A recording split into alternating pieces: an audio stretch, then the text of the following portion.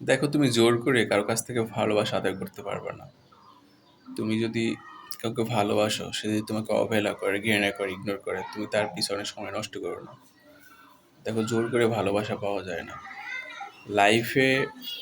তুমি যদি ভালো থাকতে চাও, নিজেকে ভালোবাস।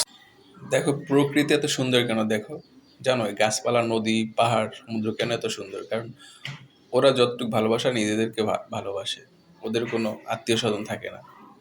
গাছের কোনো আত্মীয় স্বজন নেই। যে গাছ এক জায়গায় দাঁড়িয়ে থেকে নিজেকেই ভালোবাসে সবসময়, এবং ওই গাছটা এত এই জন্য এত সুন্দর। কারোর উপর নির্ভরশীল করে না, নির্ভরতা নাই। নিজেকে টাইম দাও, নিজেকে ভালোবাসো। লাইফে এত এত পরিশ্রম কার জন্য করো? নিজেকে ভালোবাসতে শিখো। তোমার বয়ফ্রেন্ডের পিছনে সময় নষ্ট করো না, গার্লফ্রেন্ডের পিছনে সময় নষ্ট করো না।